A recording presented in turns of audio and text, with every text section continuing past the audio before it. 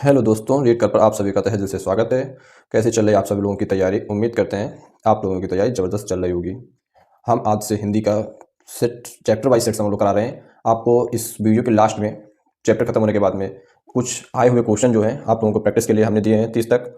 और जो भी जिसको भी अगर अभी तक वर्णमाला जिसको क्लियर नहीं हुई है वो आज मेरे पढ़ाए हुए तरीके से भी देख ले एक बार। वर्णमाला आज के बाद हमें नहीं लगता किसी भी पेपर में, चाहे वो लेखपाल का हो, चाहे वो यूपी पुलिस हो, चाहे वो यूपीएसआई वाला हो, कोई भी पेपर हो, किसी भी पेपर में वर्णमाला का क्वेश्चन तो गलत नहीं होगा। और जिसको वर्णमाला आती है वो लोग अपना टाइम बर्बाद ना करें। टाइम बहुत कीमती होता है और समय भी कम है आप लोगों के पास। सीधे जाएं और मेरे जो आए हुए क्वेश्चन जो दिए हैं हमने लास्ट में कराए हैं उन क्वेश्चनों को कर लें अपना। और जिनको वर्णमाला नहीं आती है उनको मैं गारंटी लेता हूं कि आज के बाद वर्णमाला गलत नहीं होगी आपकी। आप लोग बस मेरे साथ जुड़ जाइए। और आज पहला टॉपिक मेरा वर्णमाला है, इसी से हम लोग स्टार्ट करते हैं। वैसे तो हम लोग ग्रामर अगर देखा जाए, जो हिंदी व्याकरण की बात करते हैं, अगर हम लोग हिंदी व्याकरण की बात करें, थोड़ा बता देते हैं उसके बाद चलते हैं आगे। हिंदी व्याकरण की अगर बात करें, हिंदी व्याकरण के हम लोग 3 भागों में पढ़ते हैं। पहला भाग होता है हिंदी व्याकरण के लिए सबसे वर्ण। पहले हम लोग शुरुआत करेंगे वर्ण, फिर उसके आगे बढ़ते हैं तो वर्णों से मिलकर के बनता है शब्द, और शब्द से मिलकर के बनेगा वाक्य। तो यहाँ से सबसे पहले वर्ण, और वर्ण में ही हम लोग सबसे पहले वर्णमाला। तो एक तो पहले बात कर लेते हैं कि वर्ण क्या होता है। भाषा की सबसे छोटी इकाई, भाषा की सबसे छोटी इकाई, भाषा की सबसे छोटी इकाई क्या होती है? तो अगर छोटी इकाई की बात करते हैं, छोटी इकाई तो क्या हो जाएगी? आप लोगों को वैसे पता भी होगा छोटी इकाई क्या होती है, वर्ण होती है। सबने रट रखा होगा, सब भाषा की सबसे छोटी इकाई वर्ण होती है। पर यहीं पर थोड़ा क्वेश्चन को घुमा दें, अगर हम ये बात कहें कि आपसे बताइए कि भाषा की सबसे छोटी मौखिक इकाई क्या होगी, अगर हम बात में आपसे ये पूछ दें मौखिक इकाई क्या होगी, तो इसका आंसर चेंज हो जाएगा। फिर मौखिक इकाई क्या हो जाएगी? ध्वनि हो जाएगी। वह भाषा की सबसे छोटी मौखिक इकाई क्या होगी? ध्वनि हो जाएगी। और इसी प्रकार एक क्वेश्चन और आता है इसमें, भाषा की सबसे छोटी लिखित इकाई, भाषा की सबसे छोटी लिखित इकाई क्या होगी? अगर हम ये पूछते हैं लिखित इकाई क्या होगी, तो लिखित इकाई की जब बात करते हैं तब हमारे पास वर्ण ही आता है। उसके बाद एक क्वेश्चन और आएगा इसी में कि भाषा के भावार्थ के आधार पर हम लोग पूछें भावार्थ। आपने ये शब्द पहली बार शायद सुना होगा, भावार्थ के आधार पर। भावार्थ के आधार पर भाषा की सबसे छोटी इकाई, भाषा की सबसे छोटी इकाई, सबसे छोटी इकाई क्या होगी? छोटी इकाई ये होगी वाक्य। भावार्थ के आधार पर सबसे छोटी इकाई क्या होगी? वाक्य होगी। और अगर हम आपसे ये पूछ दें कि भाषा का सबसे बड़ा अंग क्या होता है, तो इसके भी राइट आंसर वाक्य ही होता है। तो अब यहाँ से हम लोग भाषा के विषय में थोड़ी बात कर लिए, अब आगे चलते हैं अपने वर्णमाला पर। वर्णमाला, तो मेरा टॉपिक यहाँ से शुरू होता है वर्णमाला। वर्णमाला को हम लोग 2 पार्ट में पढ़ेंगे। पहला होता है स्वर, और इसी में दूसरा जो इसका पार्ट होता है वो होता है व्यंजन।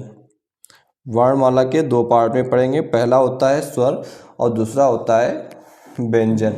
और जब स्वरों की बात करते हैं, स्वर क्या होते हैं, तो वे शब्द जो स्वतंत्र रूप से बोले जाते हैं, वे शब्द जो स्वतंत्र रूप से बोले जाते हैं या प्रयोग किए जाते हैं, उन्हें हम लोग स्वर बोलते हैं। और जिनका प्रयोग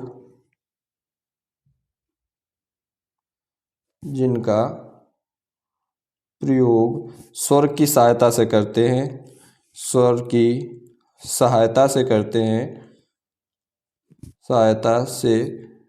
करते हैं, उन्हें हम लोग व्यंजन कहते हैं। स्वरों की संख्या कितनी होती है? स्वरों की संख्या होती है 11 + 2 = 13, और व्यंजनों की संख्या कितनी होती है? 33। अब इसी में हम आगे बात करते हैं कि स्वर जो मेरे पास हैं कितने? 13 स्वर हैं, उसमें से 11 कौन से होते हैं और 2 क्या होते हैं? 11 स्वर जो होते हैं वो होते हैं आ, देखो छोटी छोटी सभी चीज़ें बताते हुए चल रहे हैं। किसी को भी कोई डाउट नहीं रहेगा। अगर आज तक आपने वर्णमाला नहीं पढ़ी है तो हम तुमसे फिर कहते हैं एक बार मेरे साथ भी टाइम देकर देखो, आप लोगों को वर्णमाला बिल्कुल क्लियर हो जाएगी। आ ई, और इसके बाद ई, उसके ऊ ऋषि। जिसको थोड़ा इसमें लग रहा हो कि टाइम लेकर के पढ़ा रहे हैं तो भाई हमें लिखना पड़ रहा है इसलिए थोड़ा टाइम लग रहा है। आप लोग इसकी स्पीड बढ़ा सकते हैं अपने मोबाइल से। ई, और इसके बाद ए ओ औ। ये मेरे पास कितने हो गए? 11 हो गए। उसके बाद में जो दो आते हैं उन लोगों को अंग और आहा, अंग और आ, ये दोनों मेरे अयोगवाह होते हैं। इन्हें हम लोग अयोगवाह बोलते हैं, अयोगवाह। ठीक। और इधर पहले हम लोग स्वर की बात कर लेते हैं, उसके बाद व्यंजन की बात करेंगे। तो स्वर की बात करते हैं तो सबसे पहले स्वरों की सारी बात डिस्कस करते हैं। तो चलते हैं आगे बढ़ते हैं इसी आधार पर, और फिर हम बताते हैं स्वर को कितने प्रकारों से विभाजित किया जाता है। तो लिखते हैं मात्रा के आधार पर स्वरों का विभाजन। और हाँ, एक चीज़ और, इसमें जो ये अंग और आहा होता है इसको हम लोग इसे विसर्ग बोलते हैं। इसे क्या बोलते हैं? विसर्ग बोलते हैं। और इसे क्या बोलते हैं? अनुस्वार। इसे अनुस्वार। ये भी कभी कभी पूछा जाता है कि अनुस्वार क्या होता है, विसर्ग क्या होता है, तो इसे विसर्ग बोलते हैं और इसे अनुस्वार बोलते हैं। अब आगे बढ़ते हैं और हम बताते हैं इनकी भेद क्या है, किस किस तरह से इनका उच्चारण होता है और किस किस तरह से इनका भेद होता है। सबसे पहले इसको विसर्ग, स्वर को मात्रा के आधार पर विभाजन, मात्रा के आधार पर विभाजन, मात्रा के आधार पर ये कितने प्रकार के होते हैं? हम लोग उच्चारण भी इसमें होता है, उच्चारण काल में लगने वाले समय के आधार पर, या उच्चारण सीधे लिख दो उच्चारण के आधार पर, उच्चारण काल के आधार पर ये कितने प्रकार के होते हैं? उच्चारण काल के आधार पर कितने प्रकार के होते हैं? तो देखते हैं हम लोग इसमें उच्चारण के आधार पर ये कितने प्रकार के होते हैं। उच्चारण के आधार पर इनका 3 भागों में बांटा गया है। सबसे पहला जो होता है उसे हम लोग बोलते हैं हास्य स्वर, और दूसरा जो होता है उसे बोलते हैं दीर्घ स्वर, और तीसरा जो होता है उसे बोलते हैं प्लुप्त स्वर। हास्य स्वर में किन स्वरों को रखा जाता है? जिसमें बहुत कम समय लगता है, जिनको बोलने में, जिनका उच्चारण करने में कम समय लगता है, उन्हें कहते हैं हास्य स्वर। और जिनकी एक मात्रा होती है, जिनकी मात्रा एक होती है या जिनको बोलने में कम समय लगता है, उन्हें कहते हैं हास्य स्वर। यहाँ पर लिख दें उच्चारण, उच्चारण में कम समय, उच्चारण में कम समय, उच्चारण में कम समय, उसे बोलते हैं हास्य स्वर। हास्य स्वर कौन कौन से होते हैं ये भी लिख लो यहाँ पर। आ होता है, ई होता है, ऊ होता है, और ऋषि, ये मेरे हास्य स्वर में आते हैं। दीर्घ स्वर में क्या होता है? हास्य स्वर की अपेक्षा 2 गुना समय, हास्य स्वर की अपेक्षा 2 गुना समय, 2 गुना समय, इसे हम लोग बोलते हैं दीर्घ स्वर। और दीर्घ स्वर में मेरे कितने प्रकार के, अगर ये पूछा है हास्य स्वर कितने होते हैं? 4 होते हैं। दीर्घ स्वर कितने होते हैं? 7 होते हैं। दीर्घ स्वर कितने होते हैं? 7 होते हैं। कौन कौन से बचे हुए? जो भी बचे हुए, आ, बड़ी ई और बड़ा ऊ जिसे बोलते हैं, उसके बाद ऐ ओ औ। और कुछ बचा हुआ? बस ये इतनी, ये हो गए मेरे पास हास्य स्वरों की संख्या। कितनी है? 7 है। दीर्घ स्वरों की संख्या 7 है, सॉरी, और हास्य स्वरों की संख्या 4 है। प्लुप्त स्वर क्या होते हैं? प्लुप्त स्वर हास्य स्वरों से 3 गुना समय लेते हैं। वे उच्चारण में ह्रस्व स्वर की तुलना 3 गुना समय। जैसे कि अगर हम देखें एग्जाम्पल में, तो जैसे कि राम, इस तरीके से, जैसे कि ओम, इस तरीके से। इसमें हम लोग इसका समय कितना लेते हैं? 3 गुना समय लेते हैं। अब हम लोग चलते हैं अपने जीभ के आधार पर विभाजन। जीभ के आधार पर 3 प्रकार के होते हैं। 3 प्रकार के कौन कौन से होते हैं? थोड़ा ब्लर हो रहा है, इसके लिए हम फिर से सॉरी बोलते हैं। 3 प्रकार के होते हैं जीभ के आधार पर। तो सबसे पहले अग्रभाग, फिर मध्य और फिर पश्च। अग्रभाग अग्र स्वर कहलाएगा, और जो जीभ के आगे वाले भाग से बोलते हैं, मध्य से जो बोलेंगे उसे मध्य स्वर कहलाएगा, पश्च से जो बोलेंगे उसे पश्च स्वर कहलाएगा। अब बात करते हैं मध्य स्वर क्या होता है। मध्य से याद रखना हमेशा छोटा आ, ये मध्य स्वर में आता है। इसके बाद में पश्च स्वर में क्या आएगा? पश्च स्वर में जो आ के तरह की आकृति होती हैं, या जिसे हम कह लें जो इस तरीके से आकृति होती है जो 3 की तरह, इस तरीके से जितनी भी आकृति हैं स्वर में, वो सभी मेरे मध्य स्वर में आ जाएंगे। जैसे आ, उ, ऊ, ओ, ओ, ये मेरे पश्च स्वर में आ गए। और जो है वो अग्र स्वर में आएंगे। अग्र स्वर में क्या हो जाएगा? ई, ई, ए, ये अग्र स्वर में आ जाएंगे। इस प्रकार जब हम आगे बढ़ते हैं तो इसी में ये मेरा हो गया जीभ के आधार पर विभाजन। स्वरों का जीभ के आधार पर विभाजन हो गया। अब हम लोग अगर बात करते हैं ओंठ के आधार पर, ओंठ के आधार पर विभाजन। ओंठ, ओंठ के आधार पर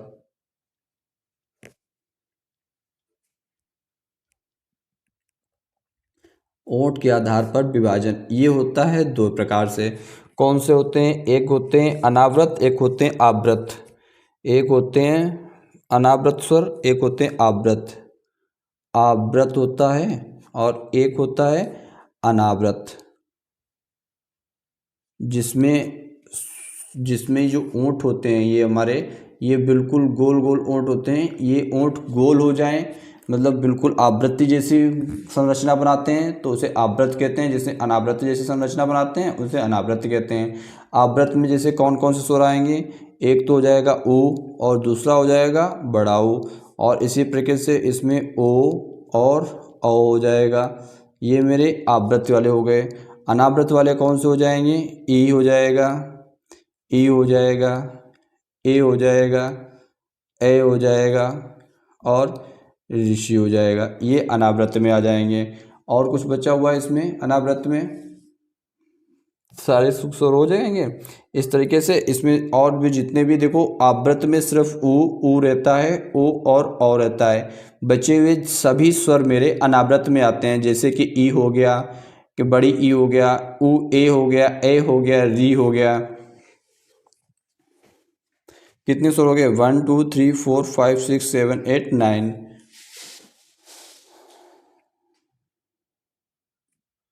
और इसमें बचा हुआ अभी है आ और आ, कुछ लग रहा था मिश्र हो रहा है। ये मेरे हो जाएंगे आवृत के आधार पर। और एक होता है जाति के आधार पर स्वर का विभाजन। जाति के आधार पर स्वरों का विभाजन। जाति के आधार पर स्वर का विभाजन। जाति के आधार पर जो स्वरों का विभाजन होता है वो मेरा 2 प्रकार से होता है। एक होते हैं सजाति और एक होते हैं विजाति। एक क्या होते हैं? सजाति, और दूसरा होता है विजाति। अब तुम पूछोगे सजाति में कौन से आएंगे? सजाति में वो स्वर आते हैं संयुक्त स्वरों को छोड़कर सभी स्वर सजाती में आ जाएंगे, जैसे कि आ और आ और सॉरी ये नहीं, ई और ऋषि और ऊ और ऊ, ये मेरे हो गए सजाती में। विजाती में कौन कौन से आएंगे? ए ओ, ये हो गए मेरे विजाती में। ये विजाती में आएंगे। क्यों विजाती में आए? क्योंकि ये संयुक्त स्वर होते हैं। अब हमने उसमें ये ध्यान नहीं दिया, चलो कोई बात। संयुक्त स्वरों की संख्या कितनी होती है?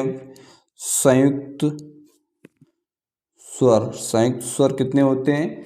संयुक्त स्वर होते हैं 4। कौन कौन से? ए ओ। आप सब लोग, हम वैसे भी बहुत धीमे धीमे पढ़ा रहे हैं, आप सब लोग चाहें तो लिख सकते हैं क्योंकि हम भी लिख रहे हैं, और नहीं कोई बात नहीं तो आप स्क्रीनशॉट ले सकते हैं इसका। ये मेरे संयुक्त स्वर हो चुके। अब हम लोग लिखते हैं मुख द्वार के खुलने के आधार पर। मुख द्वार खुलने के आधार पर विभाजन। मुख द्वार खुलने के आधार पर विभाजन।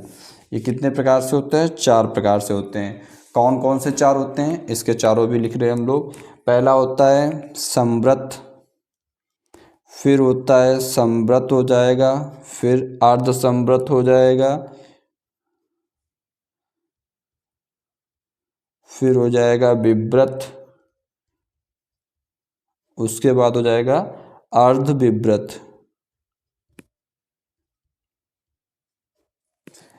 अब आप लोगों को एक निंजा ट्रिक बता रहे हैं इसकी याद रखने की, पर इसमें ध्यान रखना, थोड़ा ध्यान से देखना। इसकी बहुत ही बढ़िया निंजा ट्रिक, हमने इसका नाम दिया है निंजा ट्रिक। देखो, विव्रत में लेते हैं आ को।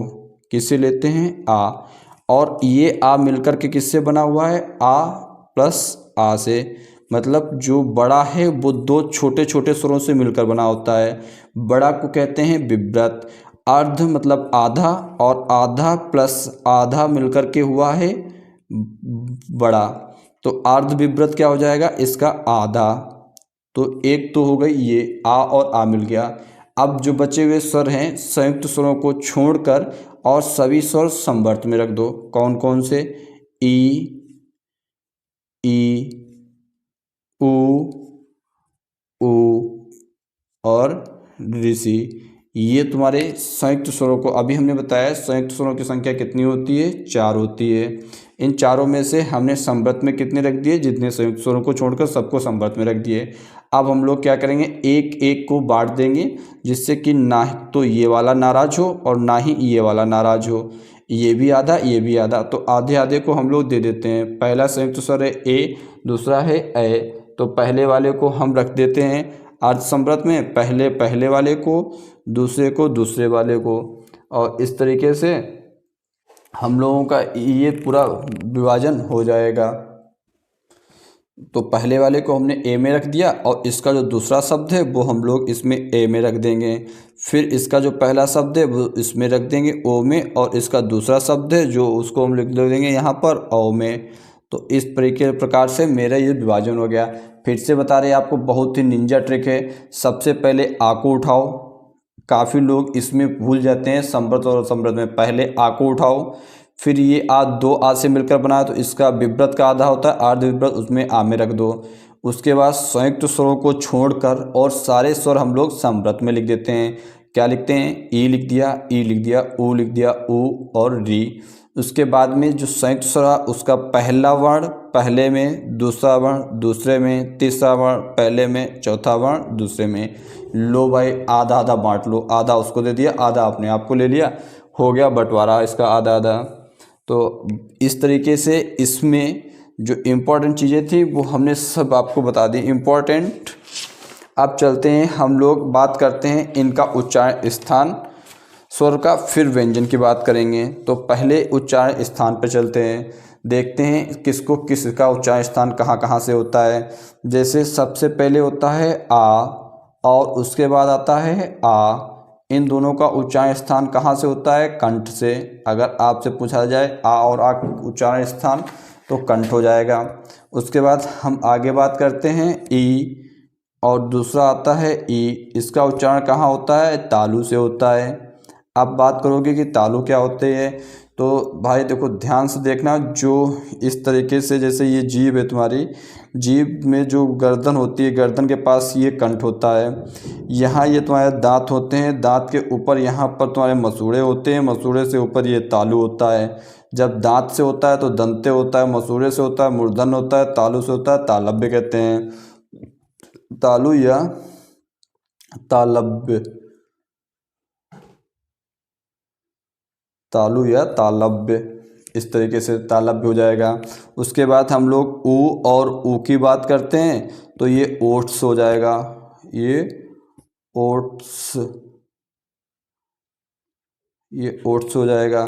अब ऋषि की बात करते हैं, ऋषि का उच्चारण स्थान तो ये मूर्धन्य हो जाएगा, मूर्धान्य। अब आगे हम अगर बात करते हैं ए और ए की, तो सबसे पहले तो ये बने कैसे हैं, तो ए का उच्चारण आ प्लस ई से हुआ है, आ प्लस ई से मिलकर क्या बना? ए बना। और आ के साथ में जब हम ए को ऐड करते हैं तो ये बन जाता है ए। तो इस प्रकार इनका उच्चारण स्थान कैसे, आ का उच्चारण स्थान क्या है? कंठ। ई का उच्चारण स्थान क्या है? तालु। हम आप लोगों को देखो रटाने की बात नहीं है, समझने की कोशिश करो। आ का उच्चारण स्थान मेरा कंठ है और ई का उच्चारण स्थान जो है वो तालु है। तो कंठ तालु में तो कंठ तालव्य हो जाएगा, कंठ तालव्य, कंठ तालव्य। और इस तरीके से जब हम बात करते हैं ओ की, तो ओ होता है और दूसरा औ होता है। इनका उच्चारण स्थान कहाँ से हो जाएगा? ये देखो आ प्लस ऊ मिलकर के ओ बनता है, और इसी पास जब हम लोग आ प्लस ओ मिलाते हैं तो औ बन जाता है। अब तुम खुद इसमें निकाल सकते हो कि इसका उच्चारण स्थान क्या होगा।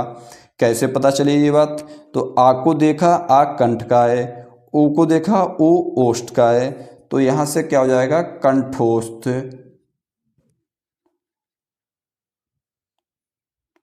क्या हो जाएगा? कंठोस्थ, कंठोष्ठ हो जाएगा। ये यहाँ तक। अब हमारे स्वरों की सारी कहानी ख़त्म हो गई है। अब हम लोग चलते हैं अपने व्यंजन पर। और बात रही अगर हमारे स्वर की विसर्ग को, इसको भी कभी हम लोग कंठ में लेते हैं विसर्ग, ये भी कंठ से उच्चारण होता है, इसका भी देख लो। और अंक का ये इसका नासिका से होता है, इसका इसे अनुस्वार इधर हम बोलते हैं, अनुस्वार कह लें, और इसे नाक से होता है अनुस्वार। ये क्या हो जाएगा? अनुस्वार हो जाएगा। इसका उच्चारण स्थान कहाँ से होगा? नाक से होगा। इसकी ध्वनि जो निकलती है वो नाक से निकलती है। ठीक, तो ये रहा मेरा आज स्वर का चैप्टर। अब हम लोग चलते हैं व्यंजन की तरफ और देखते हैं व्यंजन में, व्यंजन को पढ़ते हैं अब हम लोग। तो चलते हैं, पहला व्यंजन डालो। व्यंजन कितने प्रकार के होते हैं? 1 सेकेंड। व्यंजन, व्यंजन टोटल कितने व्यंजन होते हैं? 33 व्यंजन होते हैं। उसके बाद में स्पर्शी व्यंजन की बात की जाए, स्पर्शी व्यंजन कितने होते हैं? स्पर्शी व्यंजन होते हैं 25। कितने स्पर्शी व्यंजन होते हैं? 25 होते हैं। कौन कौन से बात की जाए तो 5 वर्ग होते हैं। इनको हम लोगों ने 5 वर्गों में विभाजित किया गया है। किस में विभाजित करते हैं? 5 वर्ग। 5 वर्ग में इनको विभाजन किया गया है। सबसे पहले होता है का वर्ग, उसके बाद होता है पहले नंबर में का वर्ग, फिर पा वर्ग, इस तरीके से, और टा वर्ग, ता वर्ग, और चा वर्ग भी छूट गया एक, चा वर्ग। ये 5 वर्ग होते हैं।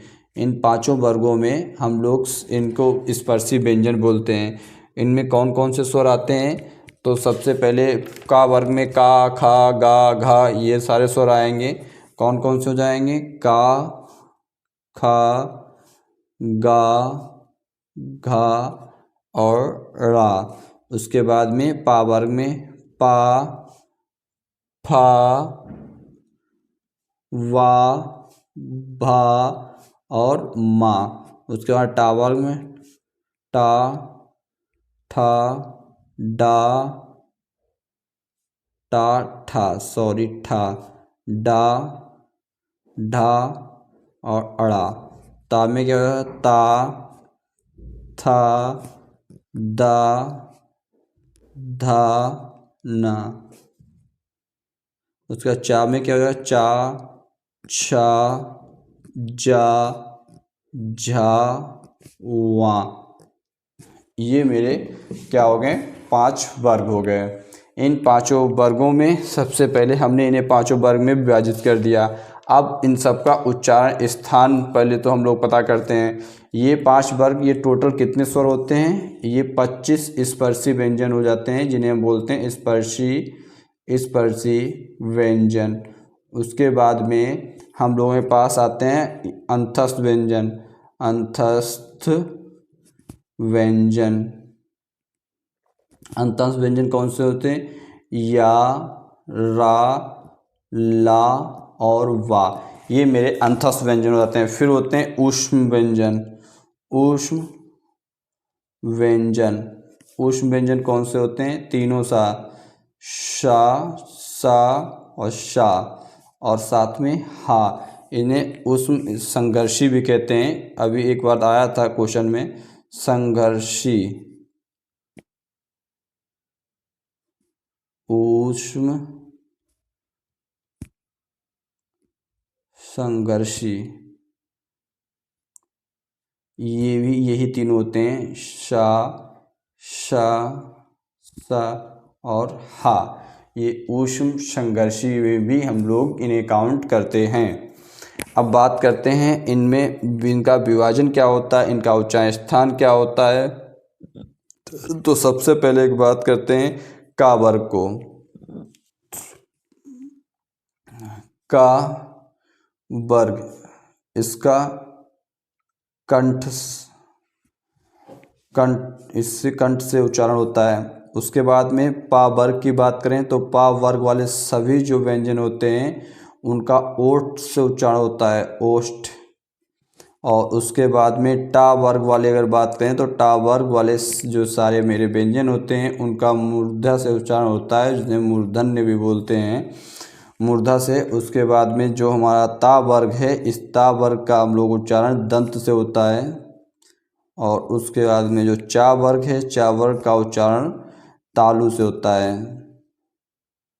चा वर्ग का उच्चारण तालु से होता है। बात करते हैं इसके आगे संयुक्त व्यंजन मेरे पास कितने होते हैं? संयुक्त व्यंजन तो ऊष्म व्यंजन 4 होते हैं। कौन कौन से होते हैं ऊष्म व्यंजन? एक होता है छा, एक होता है त्रा और एक होता है ज्ञा और एक होता है स्रा। ये मेरे 4 ऊष्म व्यंजन होते हैं, वो संयुक्त व्यंजन होते हैं। उसके बाद अब हम कुछ इसका विभाजन करते हैं व्यंजनों का भी। जैसे अभी हम लोगों ने उसमें किया था, इसमें प्राण वायु के आधार पर मुख से निकलने वाली जो हवा होती है उसे हम लोग प्राणवायु बोलते हैं। प्राणवायु के आधार पर, जैसे कि अभी पहले लिखते हैं प्राण वायु के आधार पर।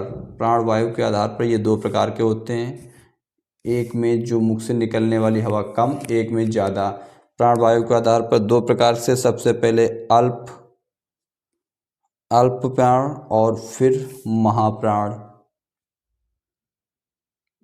अब इसमें सोच को महाप्राण और अल्प प्राण में क्या होता है।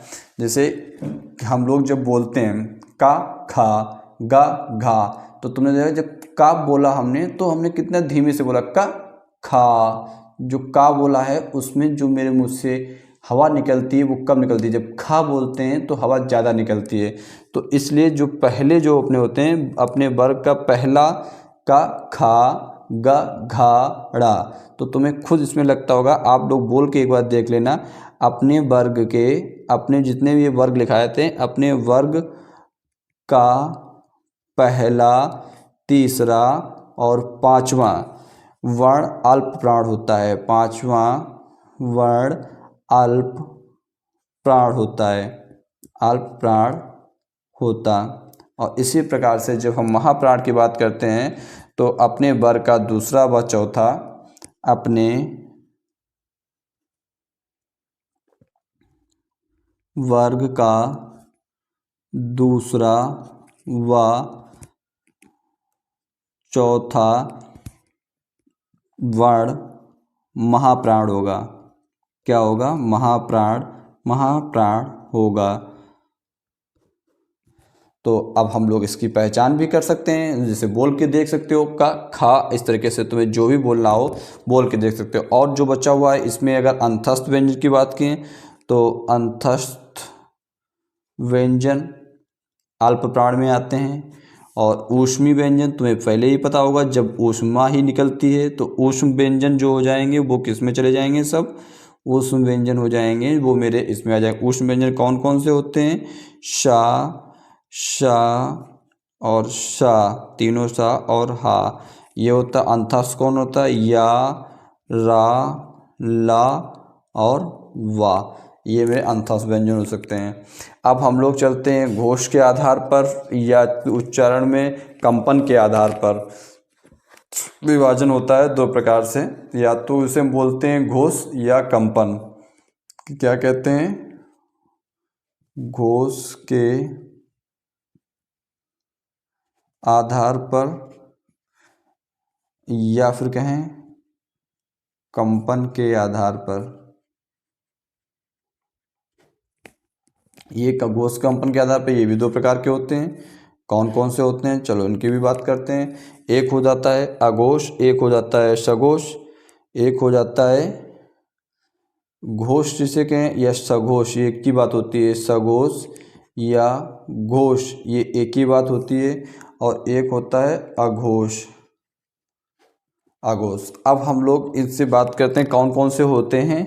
तो इसमें जब हम लोग बोलते हैं का, खा, गा, घा, गा, तो तुम्हें देखने में लगता है, आप एक बार बोल के भी देखो, का, खा, गा, घा, जब पहला दूसरा इन दोनों शब्दों के बोलने के बाद में जब तीसरा चौथा शब्द बोलोगे तो उन शब्दों में कंपन ज़्यादा महसूस होगा। इसीलिए घोष कौन से होते हैं? अपने वर्ग के जिनमें ज़्यादा कंपन होता है। अपने वर्ग के तीसरे, चौथे, पांचवें वर्ण, जो वर्ण सघोष व्यंजन होते हैं, कौन से होते हैं? सघोष व्यंजन। और अपने वर्ग के, अपने वर्ग के पहला, दूसरा वर्ण अघोष व्यंजन कहलाता है। क्या कहलाता है? अघोष व्यंजन कहलाता है, व्यंजन कहलाता है। ये हो गए। अब हम लोग बात करते हैं अंतस्थ और ऊष्म को किस में रखेंगे। तो ऊष्म जो व्यंजन होते हैं उनमें कंपन ज़्यादा होता है, घर्षण स्पर्शी व्यंजन जिन्हें हम बोलते हैं इसमें। और सघोष में होते हैं अंतस्थ व्यंजन। अंतस्थ व्यंजन को हम लोग सघोष में लेंगे, या, रा और ला और साथ में वा। बस इसमें इतना अंतर होता है, इसमें हा को भी शामिल कर लिया जाता है। और जबकि इस वाले में हा को शामिल नहीं करते, इसमें हम लोग तीनों सिर्फ सा ही लेते हैं, शा, शा और शा। ऊष्म व्यंजन का हा छोड़ देते हैं। अघोष में तीनों सा आते हैं, सघोष में यारा, ला, वा और हा आता है। और हमारी सिर्फ आप लोगों से यही उम्मीद है कि हम आप लोगों को सब कुछ दे देंगे, जितना भी होगा सब कुछ आपको प्रोवाइड करा देंगे। बस आप सब लोग मेरा भी सपोर्ट कर देना। मुझे सब लोग चैनल को लाइक्स कर लें, सब्सक्राइब कर लें, ताकि जो भी हम वीडियो अगली बनाएं वो पहले, सबसे पहले आप तक पहुंच सके। चलते हैं अब इनका हम लोग करते हैं उच्चारण स्थान का पता कि कौन कौन से उच्चारण स्थान, कहाँ से इनका उच्चारण स्थान होता है। थोड़ा 1 मिनट। पहला का वर्ग सीधे लिखते हैं, कंठ से किसका होता है, और इसके साथ साथ ये लिख लो एक इसमें द्विगुण। द्विगुण व्यंजन क्या होते हैं, द्विगुण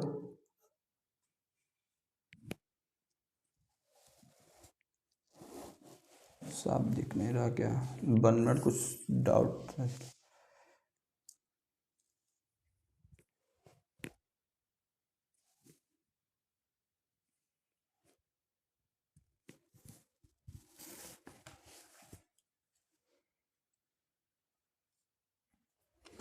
द्विगुण व्यंजन कौन कौन से होते हैं इनको जान लेते हैं। द्विगुण व्यंजन ये होते हैं डा और होता है ढा, इसे भी हम लोग कहते हैं उत्क्षिप्त व्यंजन। उत्क्षिप्त व्यंजन। भाई देखो पढ़ा तो सब कुछ रहे हैं, छोड़ते कुछ भी नहीं है, कुछ भी इसमें नहीं छोड़ा होगा जो कहीं से भी कुछ पूछा जा सके। अब एक बात होता है, हम लोग अर्ध स्वर किसे कहते हैं, एक क्वेश्चन आता है अर्ध स्वर, ये क्या होते हैं, या और वा। क्यों उन्हें बोलते हैं, क्योंकि इनका ये स्वर संधि से उत्पन्न होते हैं, स्वर संधि से उत्पन्न होते हैं, तभी हम लोग इन्हें अर्ध स्वर की संज्ञा भी देते हैं, अर्ध स्वर बोलते हैं। अब बात आती, एक एकलौता वर्ण होता है वा, इसका उच्चारण स्थान दंतोष्ठ से होता है, दंतोष्ठे, दंतोष्ठे से इसका उच्चारण स्थान होता है। ऊष्म व्यंजन, और एक होता है सरल व्यंजन जिसे हम लोग बोलते हैं सरल, तो सरल, ये सरल होता है। इन लोगों को वर्तस्व व्यंजन भी कहते हैं। अगर बात कही जाए कि एक होता है वर्तस्व व्यंजन, वर्तस्व व्यंजन कौन सा होता है, श, रा और ला, इसे वर्तस्व व्यंजन बोलते हैं। सब जगह पढ़ के देख लेना, हर एक चीज़ छोटी छोटी चीज़ ना बताएं तब कहना तुम मुझसे सब कुछ बताते हैं। आप सब लोगों से बस यही है कि आप सब लोग थोड़ा थोड़ा सपोर्ट करते रहिए। आज कागज़ पर लिख रहे हैं, कल बोर्ड पर भी लिखेंगे। चलते हैं उच्चारण स्थान पर बात करते हैं, उच्चारण स्थान की। पार्श्विक व्यंजन क्या होता है, पार्श्विक व्यंजन भी देख लेते हैं। पार्श्विक व्यंजन क्या होता है, पार्श्विक व्यंजन, पार्श्विक व्यंजन क्या होता है, ला, इससे हम लोग पार्श्विक व्यंजन कहते हैं क्योंकि इसमें जो हम लोग बोलते हैं तो मेरी जो मुँह से आवाज़ निकलती है तो उसमें जो वायु होती है, जीभ मेरी कंपन करती है, बगल के पार्ट से स्पर्श करते हुए हवा जीभ के साइडों को स्पर्श करते हुए बाहर निकलती है, इसलिए इसे हम लोग पार्श्विक व्यंजन भी बोलते हैं। और एक होता है लुंठित व्यंजन, जिसको पता होगा उसको पता होगा, जिसको नहीं पता आज सीख लो। लुंठित व्यंजन और या प्रकंपित व्यंजन बोलेंगे, क्या बोलेंगे, प्रकंपित, प्रकंपित यानी प्रकंपित व्यंजन। लुंठित व्यंजन या प्रकंपित व्यंजन ये क्या होता है, रा, इसे बोलते हैं लुंठित व्यंजन या प्रकंपित व्यंजन। और एक होता है काकल्य, काकल्य किसे कहते हैं, काकल्य नाम सुना होगा, काकल्य व्यंजन, इसका उच्चारण काकल्य, इसे बोलते हैं हा को। क्यों बोलते हैं हा को, क्योंकि इसका उच्चारण कंठ से होता है, इसलिए इसे काकल्य व्यंजन भी कहा जाता है। ठीक है, और हम लोग बात करते हैं संयुक्त स्वर की। अभी एक चीज़ और समझ लो, जो संयुक्त स्वर होते हैं, संयुक्त स्वर्गों की संख्या कितनी बताई थी, 4। कौन कौन से संयुक्त व्यंजन, संयुक्त व्यंजन इनकी संख्या कितनी है, 4। कौन कौन से हैं, छा, त्रा, ज्ञा और श्रा। तो इनमें हम लोगों से पूछा जाता है कभी कभी, ये जो छा है ये कैसे लिखा जाता है, इसमें का प्लस शा हो जाएगा। इसमें त्रा की जब बात करते हैं तो ता प्लस रा हो जाएगा। जब हम लोग ज्ञा की बात करते हैं तो जा प्लस वा हो जाएगा। और उसके बाद जब हम लोग बात करते हैं तो उसकी श्रा की,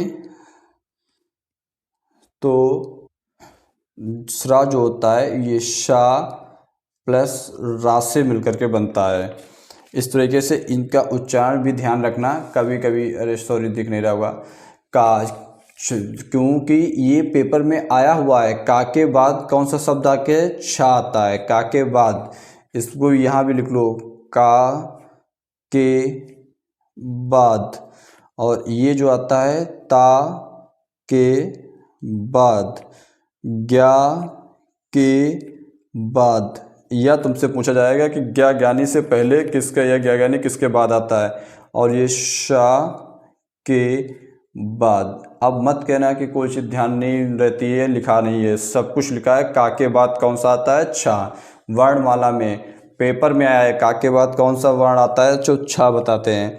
अब हम लोग लास्ट इसके टॉप पॉइंट बचा, सबका उच्चारण स्थान लिखते हैं, कौन कहाँ से उच्चारण स्थान होता है सभी चीज़ों का। तो थोड़ा ध्यान रखना और चलते थोड़ा सपोर्ट में रखना मेरा।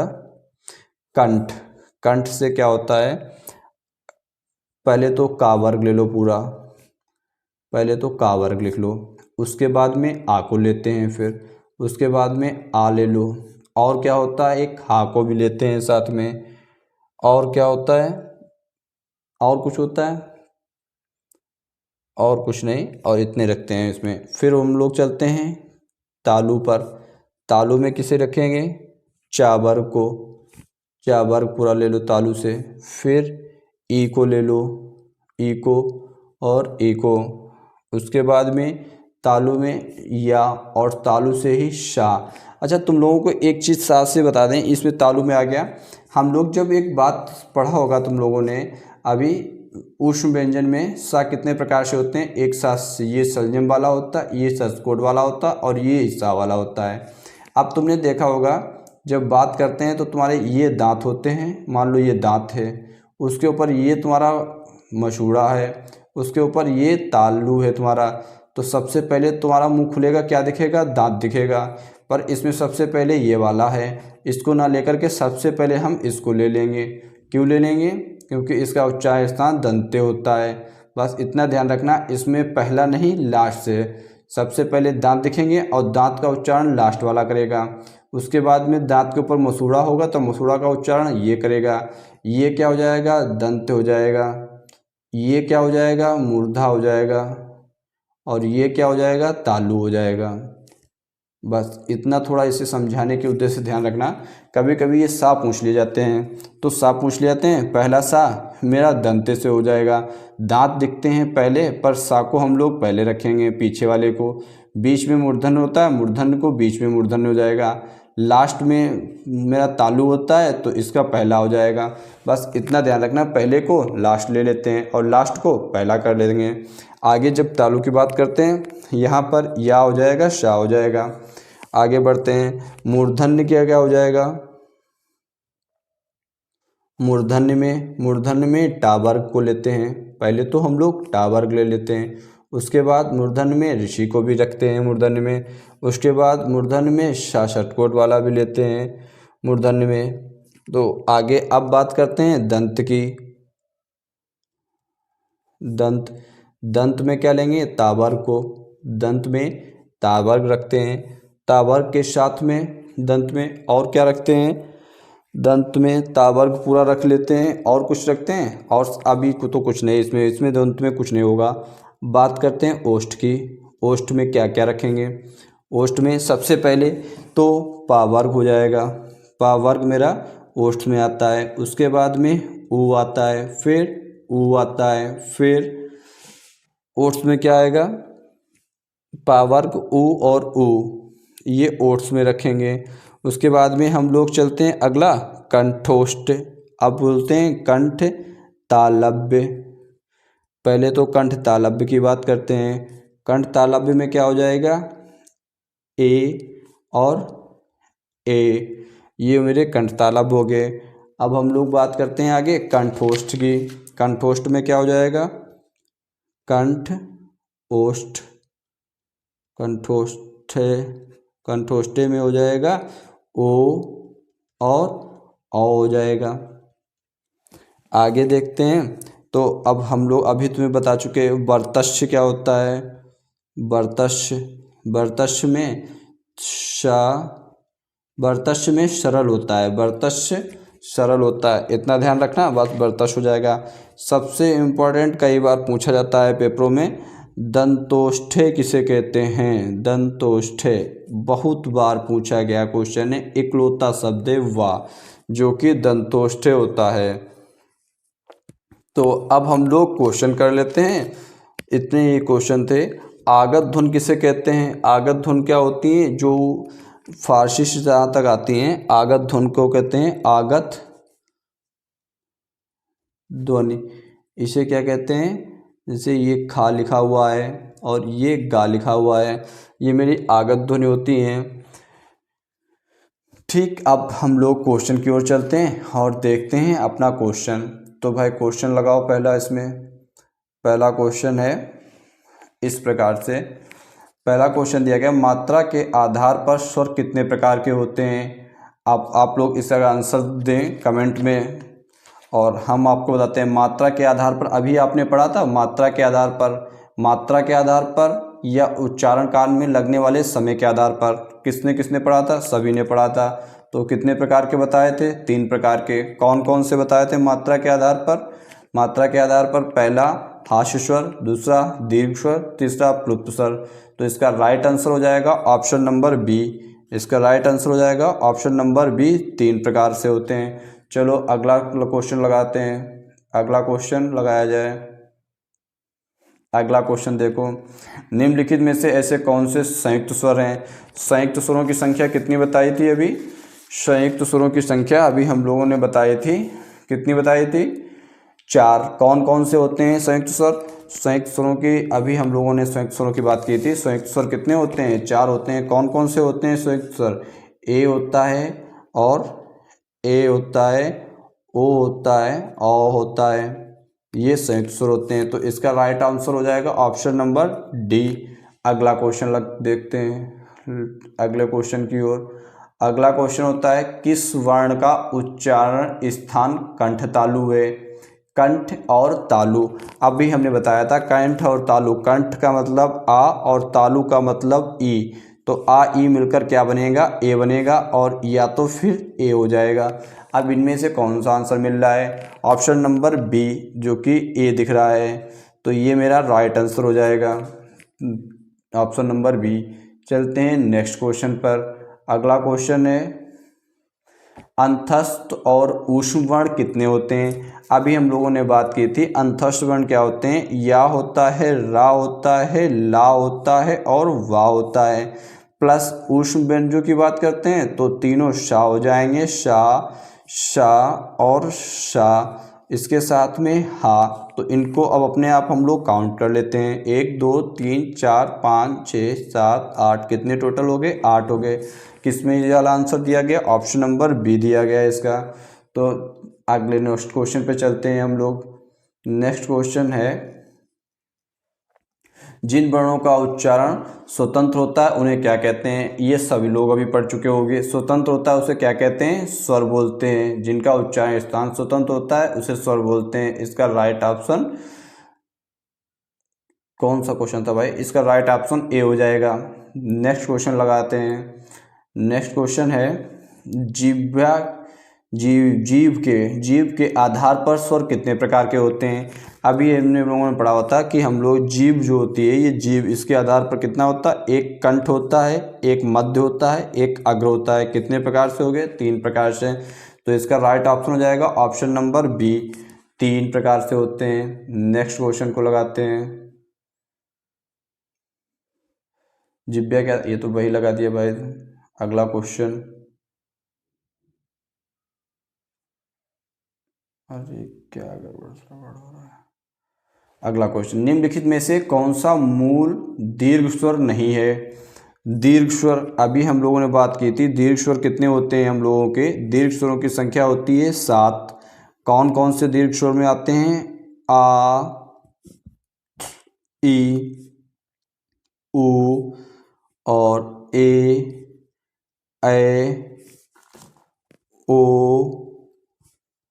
ओ, ये मेरे दीर्घ स्वर में आते हैं।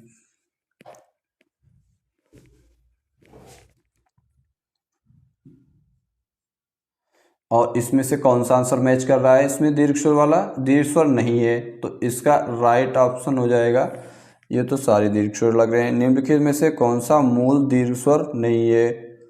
मूल दीर्घ स्वर की बात कर रहे हैं जो संयुक्त स्वर से ना मिलकर बना हो, तो इसका राइट आंसर हो जाएगा ऑप्शन नंबर डी। ये मेरे मूल दीर्घ स्वर होते हैं, ये किसी से मिलकर के नहीं बने हुए हैं। ये 4 संयुक्त स्वर होते हैं, तो इसमें से आ ये भी मेरा मूल दीर्घ स्वर हो गया, ई मेरा मूल दीर्घ स्वर हो गया, ऊ मेरा मूल दीर्घ स्वर हो गया। इसका राइट आंसर हो जाएगा ऑप्शन नंबर डी। तो अपना नेक्स्ट क्वेश्चन पर चलते हैं। अब अर्धविव्रत स्वर क्या होता है? अर्धविव्रत, एक होता है विव्रत, एक होता है अर्धविव्रत, एक होता है संव्रत, एक होता है अर्धसंव्रत। इनका हम लोगों ने विभाजन अभी पढ़ चुके हैं हम लोग कि इनका विभाजन कैसे करते हैं मुखद्वार खुलने के आधार पर। देखो अर्धविव्रत में किस किस को रखते हैं? विव्रत में आ होता है, और अर्धविव्रत में इसका आधा क्या होता है? छोटा आ होता है। उसके बाद में संव्रत में सभी को रख देते हैं। हमने क्या बताया था? संव्रत में बचे हुए सभी को रखते हैं। देखो फिर से देखते हैं इसे। अर्धविव्रत में एक होता है संव्रत, एक होता है अर्धसंव्रत, और एक होता है विव्रत, एक होता है अर्धविव्रत। अर्धविव्रत, विव्रत क्या होता है मेरा? आ, और अर्धविव्रत क्या होता है? छोटा आ। उसके बाद आ और आ हो गया। अब बचे हुए जितने भी हैं संयुक्त स्वरों के साथ छोड़कर सारे इसमें लिख दो। ई, ऊ, ऊ, ये मेरे संयुक्त स्वरों को छोड़कर सभी इसमें आ जाएंगे। ऋषि भी ले लेते हैं। संयुक्त स्वर कौन कौन से होते हैं? वो होते हैं ए और ओ होते हैं। इनमें से हम लोग एक एक को बांट देते हैं। एक एक को मतलब पहला अर्धसंव्रत में, दूसरा अर्धविव्रत में, तीसरा अर्धसंव्रत में, चौथा अर्धविव्रत में। अब इनमें से क्या होता है? किसी भी जो इसमें आंसर मिल रहा, अर्धविव्रत पूछा गया, अर्धविव्रत कौन सा स्वर है? आ है। आ ऑप्शन में नहीं है। ए, हाँ ए ऑप्शन में है, पर दोनों ए हैं। अच्छा हाँ ए ऑप्शन में है, तो इसका राइट आंसर हो जाएगा ऑप्शन नंबर बी। इसका राइट आंसर क्या हो जाएगा? Option number B. चलते हैं अपने अगले क्वेश्चन पर। अच्छा अगला क्वेश्चन, ओंठों की आकृति के आधार पर निम्नलिखित में से कौन सा आवृत्त मुखी होता है? ये होता है वृत्त, और एक होता है आवृत्त। जो वृत्त होता है वो हम लोगों का होता है, उसमें ओंठ की आकृति गोल होती है, और आवृत्त जो होता है उसकी आकृति कैसी होती है? गोल नहीं होती है, इसमें नहीं होती है। जिसमें गोल होती है उसमें हम लोग क्या लिखते हैं? उसमें होता है ऊ और ऊ, उसके साथ ऊ के साथ बने हुए स्वर ओ और ओ, और सारे स्वर इसमें आ जाते हैं सभी। ई, ए और री, ये आवृत्तमुखी में। अब पूछा गया है आवृत्तमुखी स्वर है, कौन सा स्वर है इसमें? ई, तो इसका राइट ऑप्शन क्या हो जाएगा? ए। अगला क्वेश्चन देखते हैं।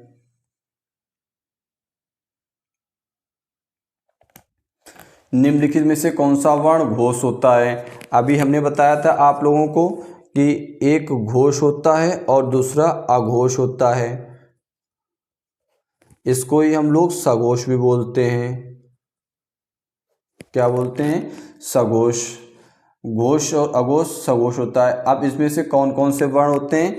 सघोष क्या होता है? अघोष क्या होता है? अघोष होते हैं जो पहला और दूसरा वर्ण, उसे अघोष कहते हैं। पहला वर्ग का पहला और जो दूसरा वर्ण होगा वो अघोष हो जाएगा, और जो तीसरा, चौथा, पांचवा ये जो वर्ण होते हैं ये घोष होते हैं। अब हम लोग देखते हैं इसमें कौन सा वर्ण इन्हें घोष पूछा गया है, तो इसमें घोष वर्ण होगा तीसरा, चौथा, पांचवा। पा वर्ग का पहला वर्ण है, टा वर्ग का पहला वर्ण है, ता वर्ग का दूसरा वर्ण है,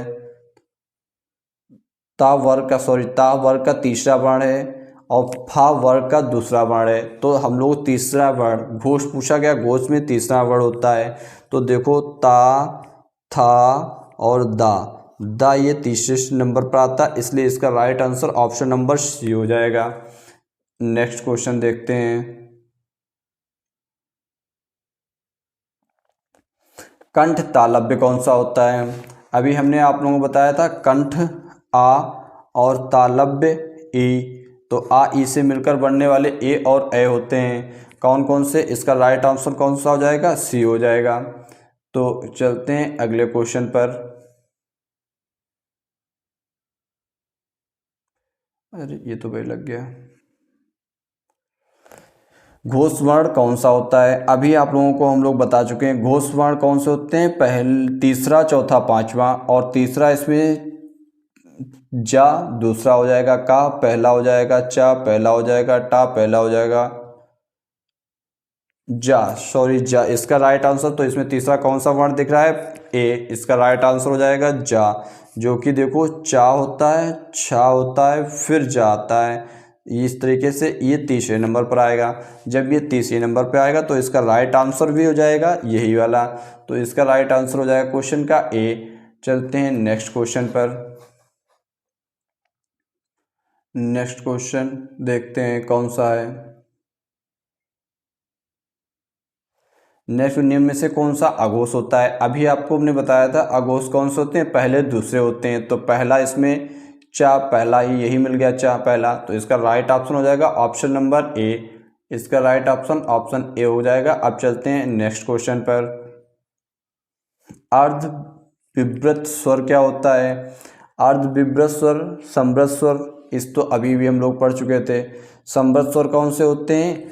देखो विवृत होता है आ, और अर्ध विवृत किस होता है? आ। कौन कौन से अर्ध विवृत होते हैं? एक होता है आ, दूसरा होता है ए, और तीसरा होता है औ। ये अर्ध विवृत में आते हैं। इसमें से देख लो कौन सा राइट आंसर हो जाएगा इसमें से। इसका राइट ऑप्शन हो जाएगा option number B. Next question पे चलते हैं। अब हमने अभी पहले ही शुरुआत में बताया था वर्णमाला के व्यवस्थित समूह को, किसके व्यवस्थित समूह को क्या कहते हैं? वर्णों के व्यवस्थित समूह को हम लोग वर्णमाला कहते हैं। इसका राइट आंसर हो जाएगा option number D. Next question देखते हैं। भाषा की मूल इकाई क्या होती है? ध्वनि। तो इसका राइट आंसर हो जाएगा ध्वनि। चलते हैं अपने अगले क्वेश्चन पर। शब्द की सबसे छोटी इकाई क्या होती है? ये तो अब शुरुआत में ही बताया, शब्द की सबसे छोटी इकाई वर्ण होती है। शब्द की सबसे छोटी इकाई कौन सी होती है? वर्ण होती है। नेक्स्ट क्वेश्चन देखते हैं।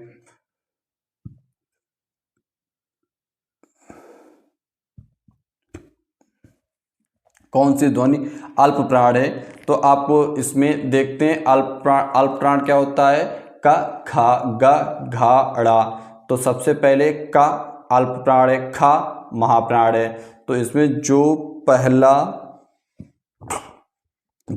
तीसरा, पांचवा ये अल्प प्राण के अंतर्गत शामिल करते हैं। देखते हैं इसमें पहला कौन सा है? ता पहला है। तो इसका राइट आंसर हो जाएगा option number D. Option number D इसका राइट आंसर हो जाएगा। नेक्स्ट क्वेश्चन देखते हैं।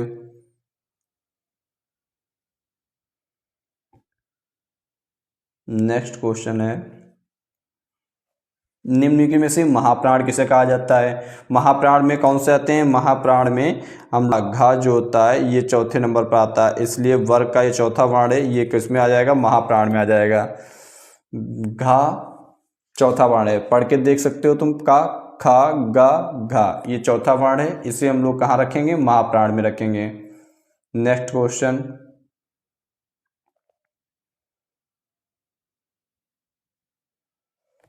निम्नलिखित में से कौन से व्यंजन संघर्षी है? अभी संघर्षी व्यंजनों की बात की थी तो हमने बताया था संघर्षी व्यंजन कौन कौन से होते हैं।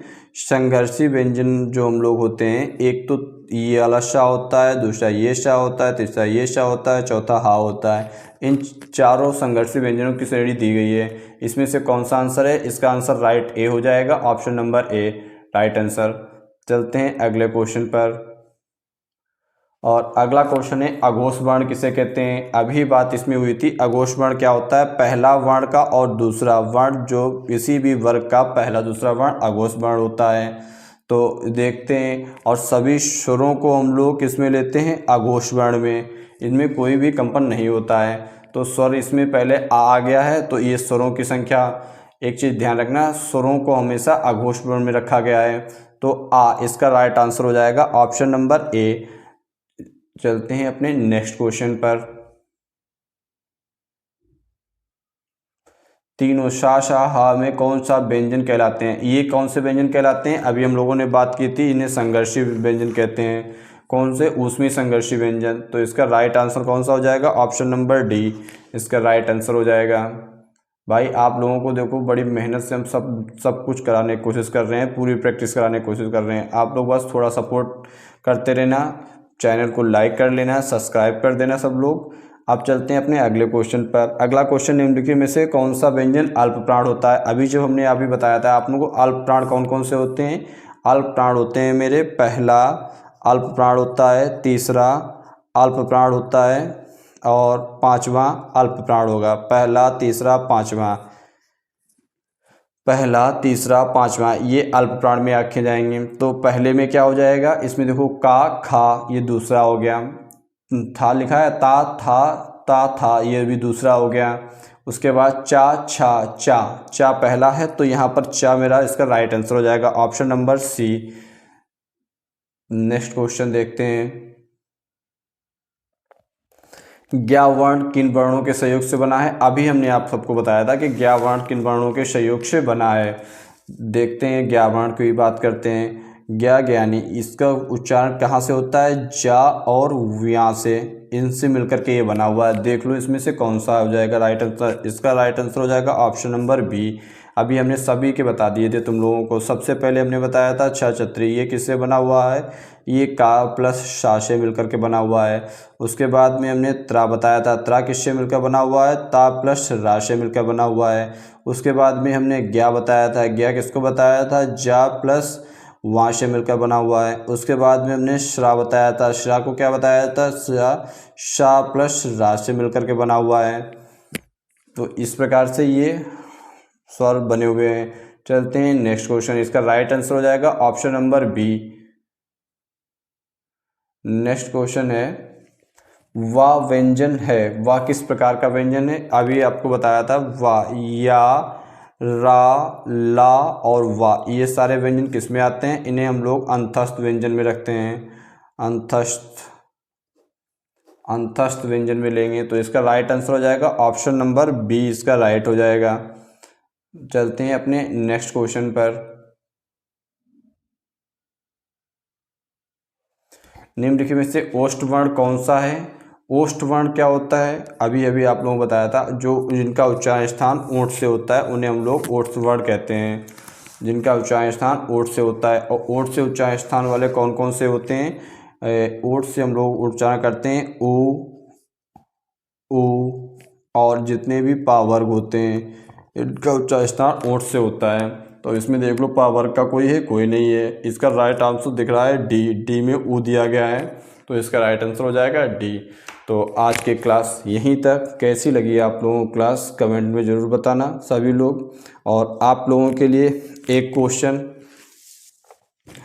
छा छत्री किस वर्ण के बाद आता है? छा किस वर्ण के बाद आता है? किस वर्ण के बाद आता है? ये आप लोगों का होमवर्क क्वेश्चन है। कम से कम यूपी पुलिस में 4 से 5 बार पूछा गया है ये क्वेश्चन। बहुत ही मोस्ट इम्पॉर्टेंट क्वेश्चन है, इसीलिए आप लोगों को होमवर्क में दे रहे हैं। कमेंट में इसका आंसर बता देना और चैनल को सब्सक्राइब कर लो, जैसे कि मेरा तो उत्साह और बढ़ता रहे और हम और अच्छी मेहनत कर साथ में आप सबके साथ वीडियो लाते रहें। ठीक, जय हिंद, जय भारत।